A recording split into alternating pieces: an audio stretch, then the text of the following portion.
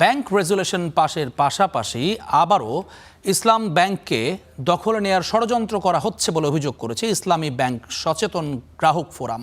এর প্রতিবাদে মতিঝিলের প্রধান কার্যালয়ের সামনে আজ মানববন্ধন করেছে সংগঠনটি। ব্যাংকটির ঘুরে দাঁড়ানোর সময় প্রতিষ্ঠানকে নিয়ে সব ধরনের ষড়যন্ত্র বন্ধে সরকারকে উদ্যোগ নেয়ার দাবি জানিয়েছেন ফোরামের নেতারা। 2017 সালে ইসলামী ব্যাংক সহ কয়েকটি আর্থিক প্রতিষ্ঠান দখলে নেওয়া হয়। এ সময় ইসলামী ব্যাংক থেকেই নামে বেনামে ঋণের নামে 80,000 কোটি টাকা সরানোর অভিযোগ উঠেছে। জুলাই গণঅভ্যুত্থানের পর অন্তর্বর্তী সরকারের সময় ঘুরে দাঁড়াতে শুরু করে ব্যাংকটি। বাংলাদেশের মানুষের প্রিয় ব্যাংক।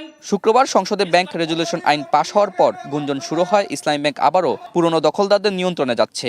এই খবরে মতিঝিলে ব্যাংকটির প্রধান কার্যালয়ের সামনে মানববন্ধন করে ইসলামী ব্যাংক সচেতন গ্রাহক ফোরাম।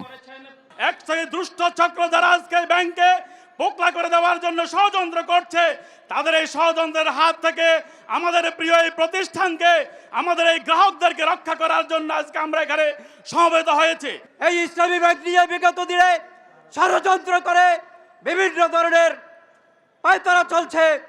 আজকের যদি এই ব্যাপারে ব্যবস্থা নেওয়া না হয়, তাহলে আমরা গ্রাহকরা, সারা বাংলাদেশের গ্রাহকরা নয়, সারা বিশ্বের গ্রাহকরা ঐক্যবদ্ধ হয়ে এই ষড়যন্ত্র আমরা মোকাবেলা করব ইনশাআল্লাহ।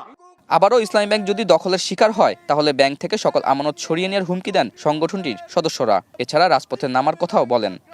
ইসলাম তথা অবৈধ নিয়ম এবং বিনিয়োগের পক্ষে যারা ভূমিকা রাখছেন, তাদেরকে হুঁশিয়ার করে দিতে চাই, আমরা হাজারো লক্ষ কোটি ব্যাংকের শেয়ার হোল্ডার বেঁচে থাকতে অবৈধ নিয়ম বাণিজ্য, অবৈধ বিনিয়োগ বাণিজ্য আমরা আর হতে দেব না।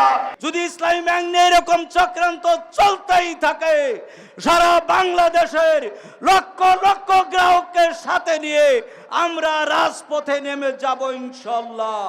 ব্যাংক সহ অন্যান্য আর্থিক প্রতিষ্ঠান যেন আবারও আগের অলিগার্কদের হাতে না পড়ে, সেজন্য সরকারকে নজর রাখার আহ্বান জানিয়েছেন সচেতন গ্রাহক ফোরাম। প্রবাসী রয়েছে, তাদের একমাত্র আস্থার জায়গা হচ্ছে ইসলামী ব্যাংক। আতাউর নিয়ন, স্টার নিউজ, ঢাকা।